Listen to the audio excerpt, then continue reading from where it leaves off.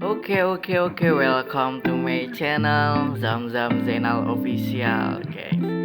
Jangan lupa di subscribe, like, komennya, dan share-nya teman-teman, karena banyak video yang menarik lainnya teman-teman.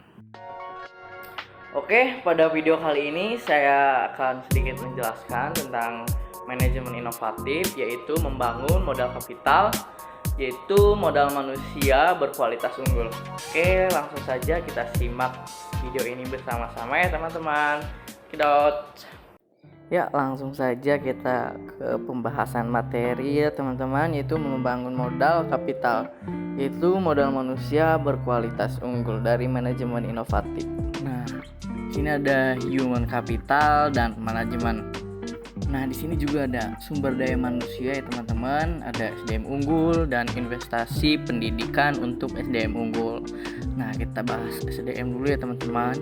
Nah, sejarah peradaban manusia membuktikan bahwa manusia mampu menciptakan jauh lebih banyak informasi dari yang diserap oleh manusia itu sendiri teman-teman, dan dapat mempercepat perubahan jauh lebih cepat dari manusia yang mengikutinya. Manusia seperti ini adalah manusia yang memiliki keterampilan, kompetensi, dan pengetahuan yang diperolehnya melalui pengalaman belajar teman-teman. Selanjutnya ada SDM unggul, yaitu jika suatu bangsa ingin maju dan sejahtera, maka bangsa itu memprioritaskan investasi pembangunan sumber daya manusianya ya teman-teman, untuk mencapai tingkat nilai yang tinggi dan tersedianya SDM yang unggul. Penekanan nilai ini membantu manusia lebih efektif dan kreatif teman-teman, produktif dan mampu menyelesaikan masalah yang dihadapi, dan bekerja sama dengan komitmen dan dedikasi tinggi didukung dengan investasi tinggi.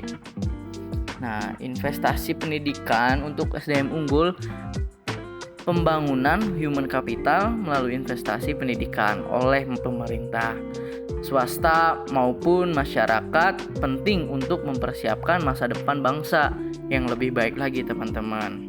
Nah, selanjutnya juga ada variabel penting mengenai sumber daya manusia ya teman-teman.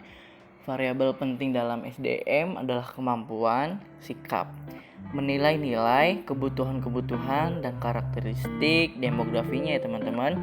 Variabel tersebut menurut Gomez 2003 halaman 26 dipengaruhi oleh lingkungan seperti norma dan nilai-nilai masyarakat, tingkat pendidikan, dan peluang yang tersedia teman-teman.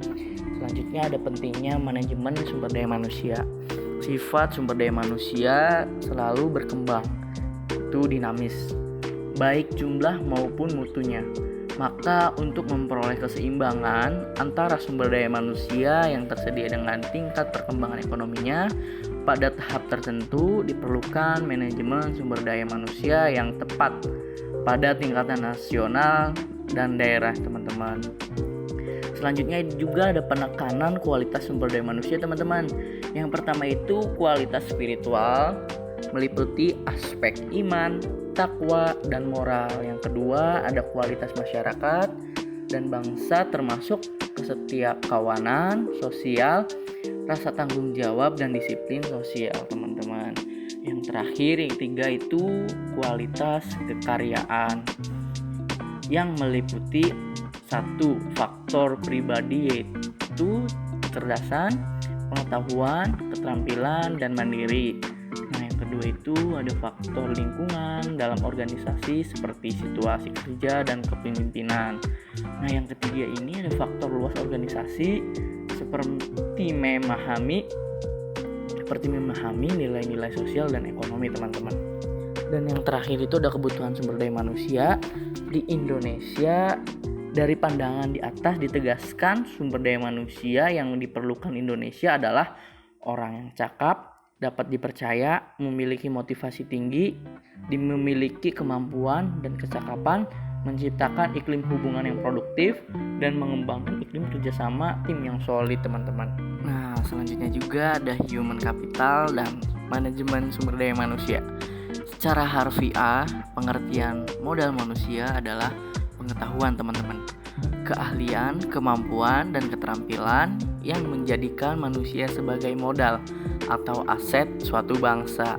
Human Capital Management oleh Gaspers 2012 dikenal juga sebagai manajemen talenta, yaitu suatu sumber daya manusia yang terkait dengan proses pengembangannya sumber daya manusia dan memperkuat kedudukannya dalam suatu lembaga, memelihara dan mengembangkan sumber daya manusia, dan menarik sebanyak mungkin sumber daya manusia yang memiliki kompetensi, komitmen, dan karakter agar organisasi menjadi lebih berkualitas, teman-teman. Nah, di sini ada human capital dan investasi pembangunan sumber daya manusia ya teman-teman, yaitu dibagi menjadi 4, yaitu standar kualitas, investasi sumber daya manusia, penempatan sumber daya manusia, dan yang terakhir itu ada konsep human capital, yaitu modal manusia. Nah, yang pertama itu standar kualitas adalah kualitas produktivitas memenuhi standar apabila sumber daya manusia mendapatkan pengalaman, belajar, dan latihan yang cukup untuk penguasaan ilmu, pengetahuan untuk keterampilan sesuai bidang permintaannya ya teman-teman. Nah, kalau yang investasi sumber daya manusia yaitu investasi dalam bentuk menyediakan fasilitas pendidikan, menyediakan tenaga pendidik, dan pendidikan yang berkualitas akan menjamin sumber daya manusia yang unggul, handal, dan berkarakter ya teman-teman. Nah, untuk penempatan sumber daya manusia ini adalah penempatan orang yang berprestasi dan berprestasi akan memberikan jaminan bahwa pembangunan human capital dalam organisasi pendidikan dapat memenuhi target sumber daya manusia yang diharapkan ya teman-teman. Dan yang terakhir ini ada konsep human capital. Modal manusia itu konsep human capital berkaitan dengan fakta bahwa pada dasarnya manusia akan menanamkan investasi dalam dirinya melalui pendidikan, pelatihan, dan aktivitas lainnya yang akan meningkatkan pendapatan mereka di masa depan melalui peningkatan penghasilan seumur hidup ya teman-teman.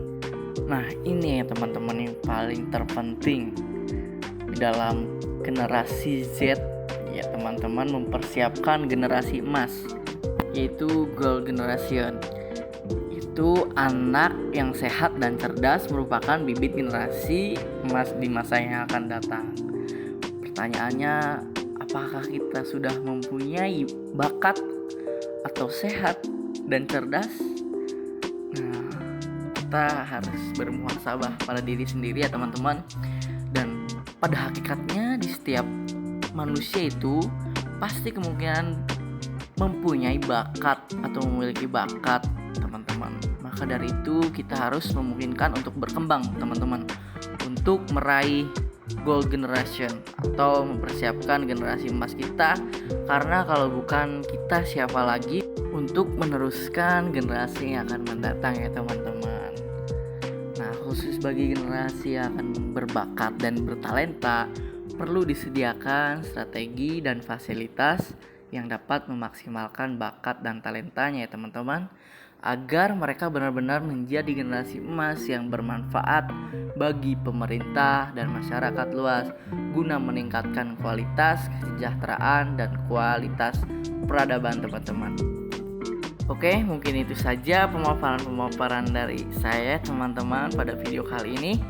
Dan saya berpesan kepada semua teman-teman pemuda-pemudi yang ada di Indonesia harus mempunyai bakat, skill, soft skill, karena itu sebagai value pemuda untuk meneruskan kepemimpinan Indonesia yang akan mendatang. Oke? Jadi harus mengembangkan bakatnya dan kita harus berkompetensi ya sebagai pemuda Indonesia, dan juga kita harus berkompetisi untuk memajukan negara.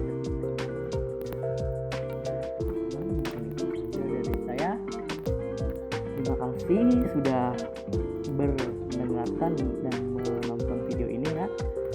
Pamit undur diri, Zamzam sedang mutakin. Jangan lupa di subscribe, like, komen, dan share ya. Zamzam Zainal Official. Wallahu muwaffiq, la